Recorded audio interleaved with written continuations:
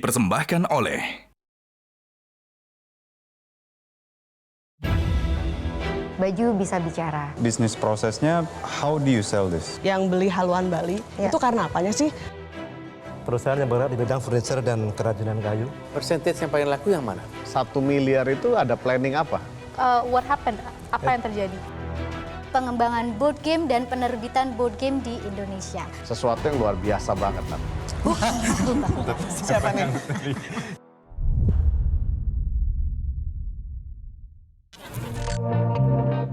Selamat datang pemirsa di kompetisi Wirausaha Juragan Zaman Now Season 4. Saatnya UMKM naik kelas bersama saya Jessica Wulandari. Pemirsa, setelah melalui proses seleksi yang panjang, inilah waktunya bagi ke-36 calon juragan untuk menarik hati para panelis untuk mendapatkan tambahan modal ataupun investasi, serta berkesempatan dinobatkan sebagai yang terjuragan. Dan pada hari ini akan ada 3 calon juragan yang akan mempresentasikan tentang usaha mereka. Akan seperti apa presentasinya? Kita akan menyapa para panelis dulu. Pemirsa, izinkan saya untuk menyapa para panelis kita pada hari ini. Ada Bapak Reno Barat, kemudian ada Bapak Irwan Husri, Ibu Dian Ono, Pak Rex Marindo, dan juga Ibu Anandita Makes. Selamat malam Bapak Ibu, dan sudah siap untuk bertemu para juragan? Oke, jadi pemirsa sudah tidak sabar ya untuk melihat dan juga mengetahui siapakah yang akan menjadi terjuragan pada hari ini. Dan pastinya akan lebih spesial ketika kita merayakan bersama Kongguan The Legendary Biscuit. Pemirsa juga bisa memfollow Instagramnya di @kongguan_biscuit untuk mengetahui info produk dan juga promo menarik lainnya. Kongguan untuk semua. Dan pemirsa, langsung saja kita akan memulai dengan peserta pertama dari tim Coach Tom MC Ivle. Silakan Coach. Pemirsa, zaman dulu kalau kita ingin belajar bagaimana cara melatih ketangkasan atau problem solving atau mungkin komunikasi adalah dengan bermain.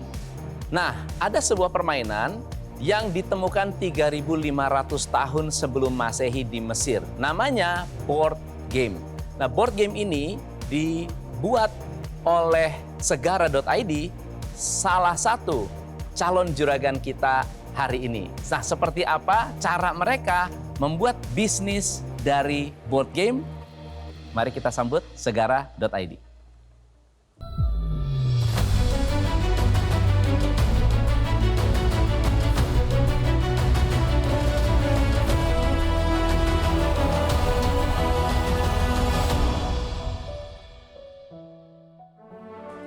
Oke, perkenalkan nama saya Nailis Syifa dan ini adalah suami saya Dian Rahmatullah.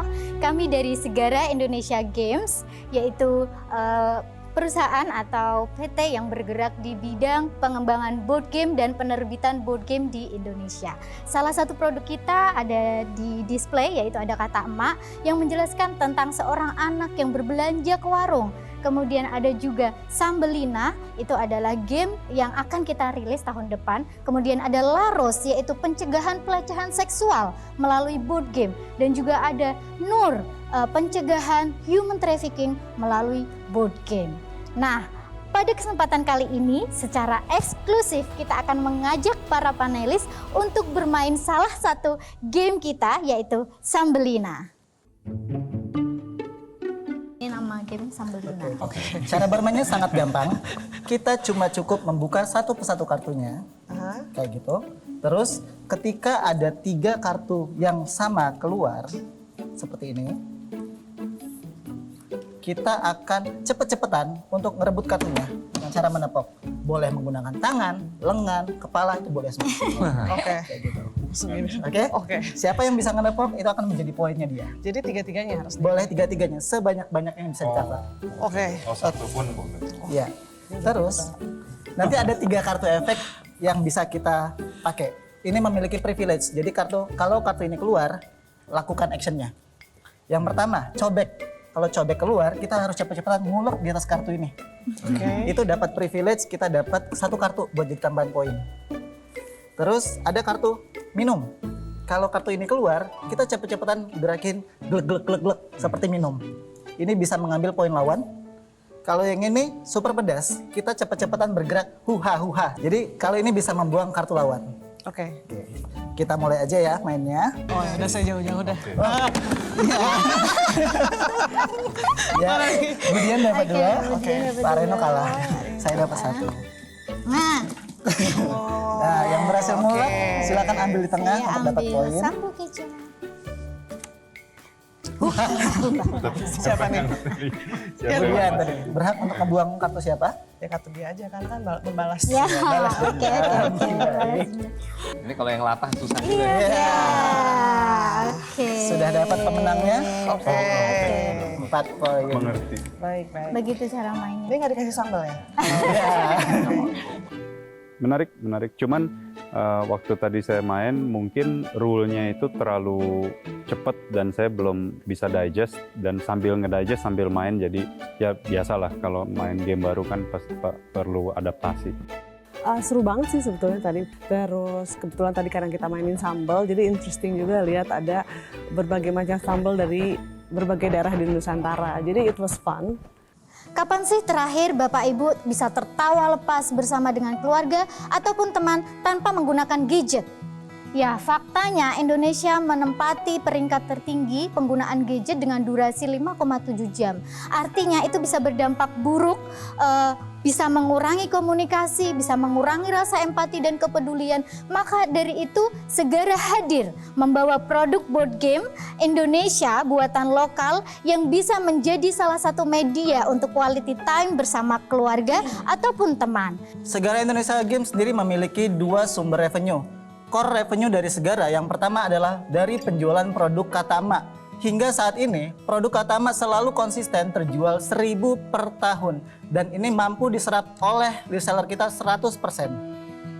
Lalu yang kedua, kita memiliki sumber pendapatan adisional berupa dari B2B service, yakni jasa pembuatan board game untuk merchandise, media training, dan CSR partnership.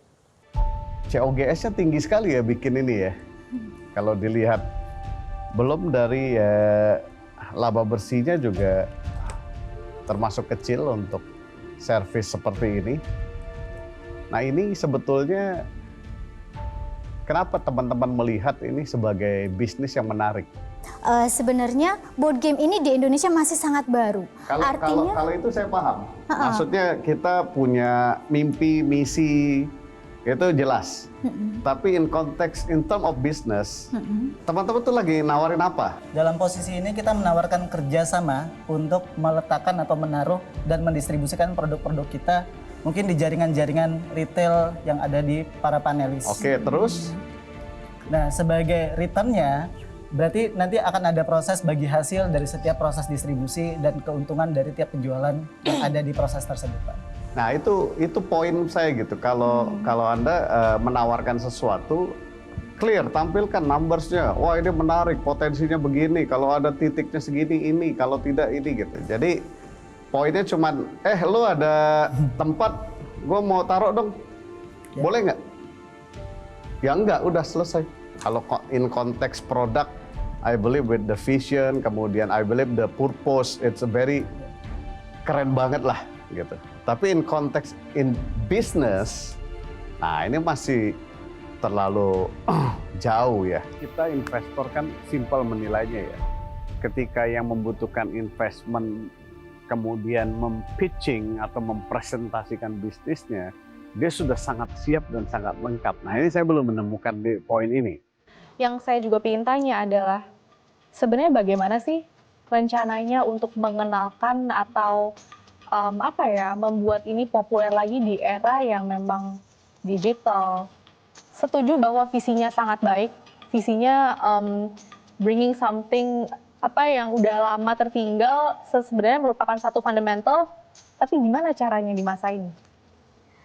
Kita secara aktif mengikuti event-event pameran besar seperti yang diadakan oleh kementerian ataupun event-event parekraf, biasanya bersanding dengan board game online juga. Jadi ketika ada pameran board game, kita juga pameran game online, kita juga ikut hadir turut membuka booth, kemudian mengenalkan bahwa selain ada game online ada board game gitu. Dan faktanya setelah kita datang di bazar, di event atau di mall membuka booth, orang tua yang mencoba game kita langsung tersadar. Walaupun terlihat old school, tapi dia langsung sadar, oh ada toh media atau mainan seperti ini. Nah iya, maksudnya exactly. Berarti kan ada kebutuhan yang mendasar untuk melakukan suatu promosi dan suatu perkenalan ini kan. Tapi sepertinya pada presentasi tadi bukan merupakan sesuatu yang krusial yang harus dilakukan. Sebenarnya untuk potensi dari Segara sendiri besar. Namun mereka harus bisa mengkomunikasikannya, menyampaikannya, dan memperkenalkannya secara dengan baik supaya mereka diterima oleh masyarakat. Kita investor kan simpel menilainya ya. Ketika yang membutuhkan investment kemudian mempitching atau mempresentasikan bisnisnya, dia sudah sangat siap dan sangat lengkap. Nah ini saya belum menemukan di poin ini. Bahasa simpelnya adalah bagaimana kita memviralkan ini. What is your marketing strategy? Untuk ini bisa menjadi hal yang lebih bisa diinginkan. Karena at the end of the day, this is a business show. Ide sih cukup bagus, tapi saya rasa ini harus ditunjang dengan marketing plan yang kuat. Atau melalui corporate, atau melalui sekolah-sekolah atau CSR yang ada. Sehingga ini akan menjadi viral atau terviralkan, diharapkan untuk bisa orang mengingatkan kembali kalau kebersamaan, gathering, kebersamaan itu penting juga untuk keluarga terutama. Tadi ketika main, I think the game is good gitu. Ketika lihat topik-topiknya, interesting ideas, tapi begitu ngeliat presentasinya, setuju gitu. So, how this business is going to survive? Karena number one questions buat saya adalah IP. Gitu. Karena this is very easily replicable. Kalau dia jual ini sebagai produk, ini mudah sekali direplicate dan dikopi oleh orang lain. Gitu. Justru sebetulnya yang menarik buat saya pribadi adalah konten-kontennya, game-gamenya yang terkait dengan awareness terhadap kekerasan seksual, awareness terhadap human trafficking. Yang sayangnya teman-teman dari Segara ID malah tidak menonjolkan hal itu. Bisa viral kalau ada sesuatu yang kuat di sini, tapi kalau misalnya kalau ini dianggap sama aja membuat game yang lain kan nggak kuat gitu. Menurut saya sih itu sih. Posisi kami berada di sini adalah meminta bantuan untuk membantu menyebarkan. Lalu di dalam event ini juga kita juga mempromosikan secara live di TV untuk ngasih tahu bahwa board game itu menyenangkan dan punya manfaat yang banyak. Apa yang diminta ke kita adalah membantu untuk tanda kutip mendistribusikan. Distributor itu juga kan perlu margin. Ya. Nah maksudnya kalau komposisi costingnya seperti ini mungkin agak susah untuk distributor bisa masuk. Iya. Sekarang sebenarnya kita udah memberikan space untuk distributor dan reseller. Jadi 30% adalah biaya produksi, 30% lagi itu adalah margin untuk reseller, dan kalau dijumlahkan jadi 150.000 itu adalah harga jualnya. Kita memberikan distributor price itu 30%. Jadi 100% penjualan itu lewat reseller. Dan reseller itu sudah menampung dan dapat komisi berapa? 30% ya? 30%, sehingga kalau distribusi ini bisa dipindahkan juga dari ongkos produksi dengan margin 30%, sebetulnya sudah cukup untuk disebarkan di distributor. Berarti sekarang margin distributor atau reseller itu ada di dalam HPP? Dalam HPP. Oh, makanya oke saya merasa Segara Indonesia itu kayak angin segar ya. Traditional game, terutama board game yang menginvolve gerakan badan, mata, waktu untuk reflect, nggak tahu ya, sangat fresh buat saya untuk melihat hal seperti itu. Mereka adalah satu-satunya pembuat board game di Indonesia yang benar-benar serius dan memiliki varian produk yang tidak sama seperti Monopoly atau Uno. Kelemahannya adalah justru karena unik itu butuh waktu, butuh tenaga, butuh biaya untuk diperkenalkan lebih luas lagi. Jadi nggak bisa dengan cepat diperkenalkan karena memang sangat-sangat baru. Oke, baik, itu tadi kita sudah tanya jawab terkait dengan produk. Nanti kita akan memperdalam lagi. Dan kami persilakan untuk Segara Indonesia Games dan juga Coach Tom untuk kembali ke backstage. Nanti kita akan melihat bagaimana panelis mendiskusikan apakah akan memberikan modal tambahan ataupun investasi. Untuk itu kami persilakan untuk ke backstage. Dan pemirsa Segara Indonesia Games, nanti kita akan lihat bagaimana nanti diskusinya. Dan usai jeda kami akan kembali, tetaplah bersama kami.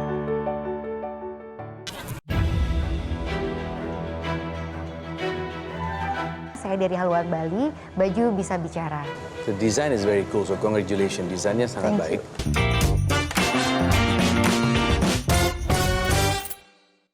Dipersembahkan oleh, didukung oleh.